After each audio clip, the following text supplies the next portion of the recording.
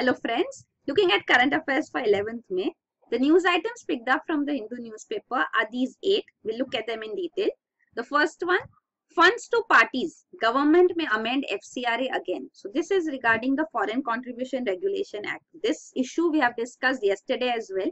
So now the further development is that the government is considering amendment of this act. And this is not the Act of 2010. The Act of 2010 has already been amended with retrospective effect that we discussed yesterday. Now what the government is considering is amending the act which was replaced. So this FCRA Act of 1976 was replaced by FCRA Act of 2010. And this Act of 2010 was amended later. Later is last year in 2016.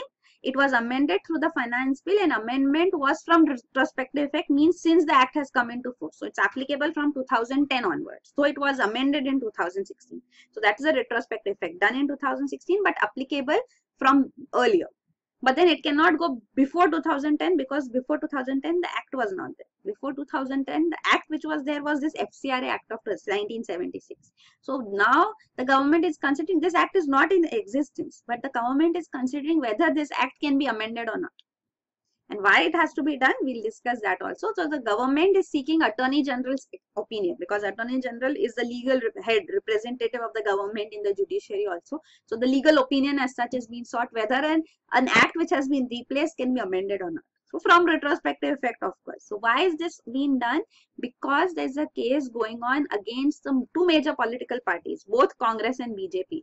There are allegations that they received funds from this Vedanta group, which is a UK-based group. So this Vedanta group had provided funding to both the political parties, and this funding was from 2004 to 2012, you can see. So this was illegal because Vedanta group was a foreign company. And in the FCRA Act of 1976, FCRA Act of 2010, and also the Representation of People's Act bars political parties from receiving any foreign funds. So this is the case. So 2010 onwards, so it has been taken care of by the retrospective effect amendment done in 2016. But what about 2004 to 2010? So for that, what should be done? The act should be amended because there's an allegation against political parties. So you want to, it's something illegal done. So how long will it be illegal? As long as the law says it is illegal. If the law has changed, then it is not illegal anymore. So that's what they are trying to do.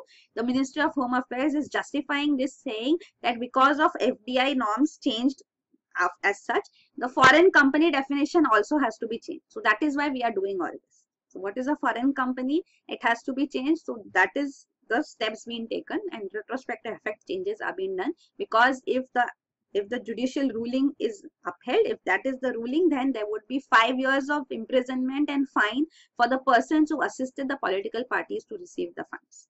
So this would be the ruling as such. The offense attracts this punishment.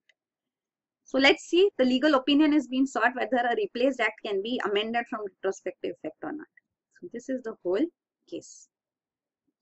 Then next is Supreme Court plans to go paperless. So this is a new scheme, Integrated Case Management Information System, ICMIS, which has been initiated by Prime Minister Narendra Modi. So it will allow litigants to digitally file a case, watch its progress on a real-time basis. So this will make Supreme Court paperless, digital. So the Prime Minister has also emphasized that this will save millions of liters of water and thousands of trees. Because for growing trees, you need water, and for these, it says 10 liters of water are used to make one A4 size paper. So that would be saved. That is being stated. Also, the CJI has suggested that this ICMIS system should be linked further to the 24 high courts and the subordinate courts in the country as well. Another point highlighted is regarding the summer vacations being utilized by the Supreme Court and the High Court to hear cases. The vacations have been shortened as such. Supreme Court's benches would be sitting. Also, two important cases with respect to the Triple Talaq case and also the WhatsApp case would be before the constitutional benches during the vacation, summer vacation. So that, because there's a huge backlog. So that is also there. You can see there are 61,000 cases pending in the Supreme Court and 38.7 lakh cases pending in the 24 high courts, according to government data. Then the next news item is India protests Canadian PM's presence at Khalsa Day. So this was a celebration in Canada, and Canadian Prime Minister Justin Trudeau was present here. And in this Khalsa Day celebration, floats were brought for felicitating militant leaders like Jarnail Singh Bhindranwale and others who were killed in the Golden Temple in Operation Blue Star in 1984. So this felicitation of these, glorification of these militants is being done, and the Canadian Prime Minister is present, is being protested against by India. India has also earlier raised such concerns. Again, such a step has been taken. And also the another earlier too, we had highlighted this, that a legislation has been brought forth in Canada, and this was by a member of the Liberal Party to which the Canadian Prime Minister belongs. He is a Sikh of Indian origin.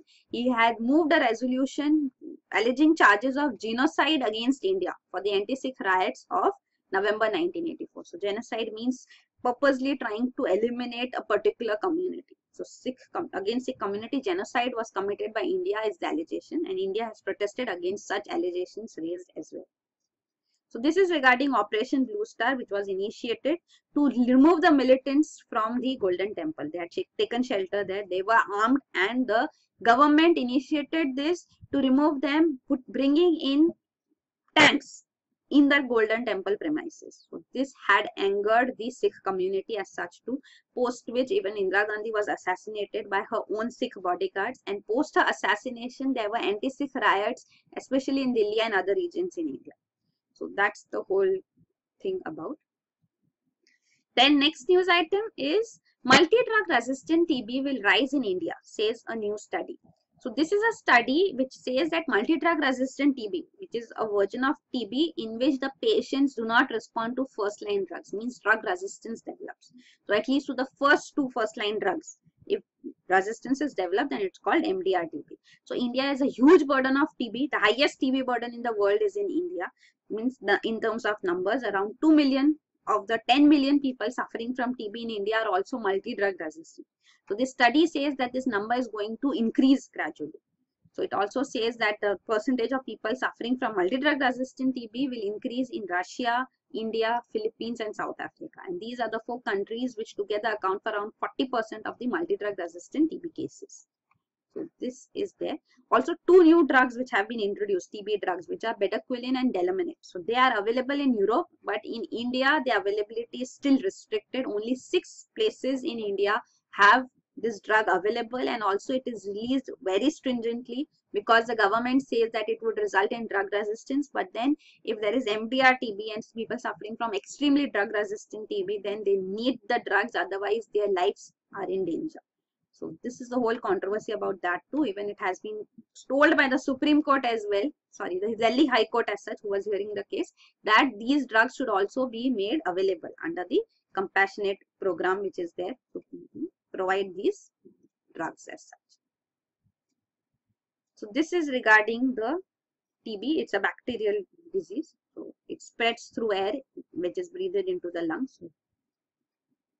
So there is MDR TB and XDR TB. So TB which is resistant to 2 most powerful of the first line drugs. So that is called MDR TB, and XDR TB is resistant to first 4 first line drugs as such. So then it has become extremely drug resistant TB. So then they do not respond to the drugs which are given, the medication which is given. Then further better drugs are required to be provided as such.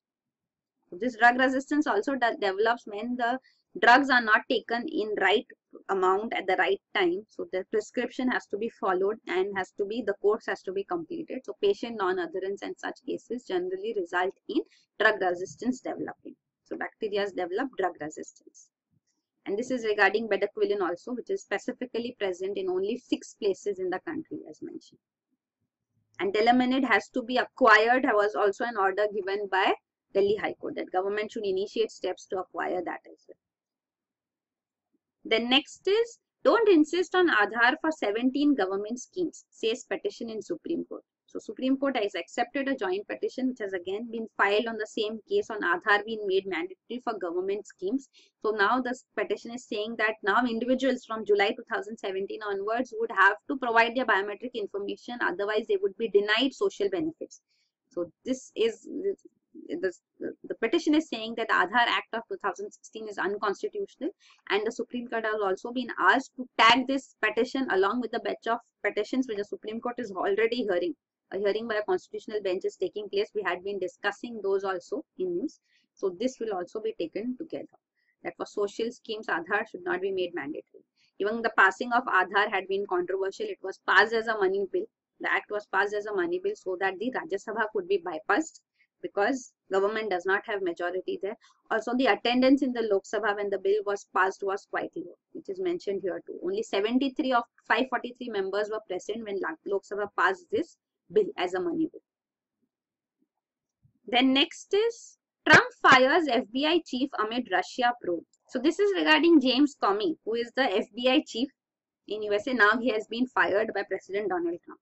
So the two important cases which were being investigated by FBI are, one is regarding Hillary Clinton. When she was the Secretary of State, there is allegation that she used private servers to send official emails. So that is one case being investigated, and second is regarding the Russian interference in US presidential elections, which is alleged that made President Donald Trump win the elections.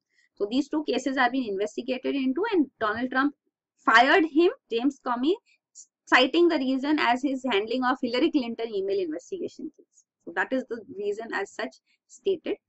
This is the second time that an FBI chief has been fired. The earlier one was when Bill Clinton fired an FBI chief in 1993.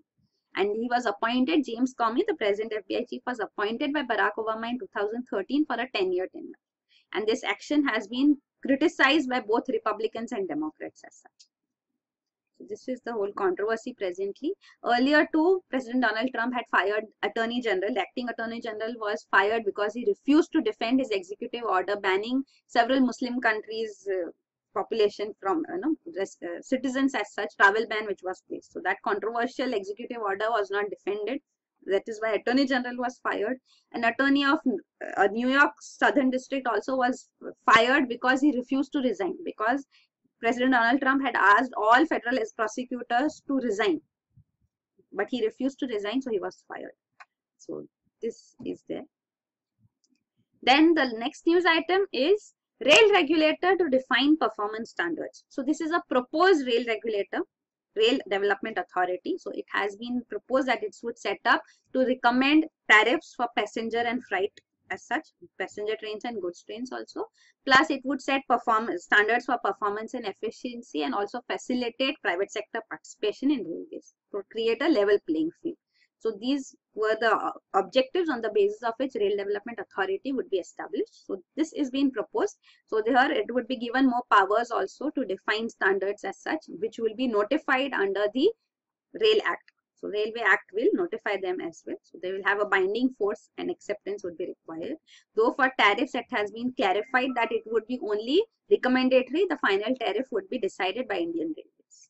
So this was on the basis of the recommendation of Vivek Debroy committee which was set up, which had proposed that there should be a railway regulatory authority, independent and having a separate budget with statutory backing. So statutory backing has also been proposed presently. So we'll see, because there was news that it should be through legislative route that this should be established. It has not been established as yet. So it's still been a suggestion proposed as such. So this was there. The suggestion given, it should have quasi-judicial powers to ensure level playing field for private players. So this recommendation is now being proposed to be put into effect. So here you can see it will fix tariffs, will recommend them actually approved as such by the cabinet, and tariffs would be based on cost recovery and demand factors, because it has been seen that railways is incurring a huge amount of loss because passenger tariffs as such have not been increased, and freight as such is suffering because of passenger tariffs being low, because that is how cross subsidy is provided. Then the last news item is Center mulls financial assistance to fisher folk. So this is regarding the National Policy on Marine Fisheries 2017, which has been proposed. So it will help in development of Indian fisheries, and it would ensure that they should not engage in IUU fishing. So this has been in news quite often, illegal, unreported and unregulated fishing. So the steps would be taken to facilitate marine fishing, and this policy is there applicable for the next 10 years. So this is there. Also, it is stated that fishermen have difficulties in getting institutional credit to buy fishing equipment. So they then run into debts also in the hands of private financiers and middlemen as such. So NABARD will be roped in by the government. It is proposed to provide financial assistance to fishermen as well. Also, skill development schemes will be introduced. These are all planned. So this national policy on marine fishing, it has plans to have an implementation provision also. So there is an implementation plan. So there will be action points in the recommendations as such, and we'll see what implementation has been done on them, on the recommendations in the national policy. Plus there also will be a monitoring and evaluation section looking into how the timelines have been adhered to and the efficiency of the implementation. The provisions, the policy, what it is targeting to achieve is sustainable and well-managed marine fisheries development, enhanced utilization of the marine harvest for human consumption, increasing food security and nutrition also, providing employment, gender equity, even intergenerational equity, that the fisheries is not overexploited, that later generations would suffer. So all these would be taken care of under this national policy on marine fisheries. So that is it. Thank you.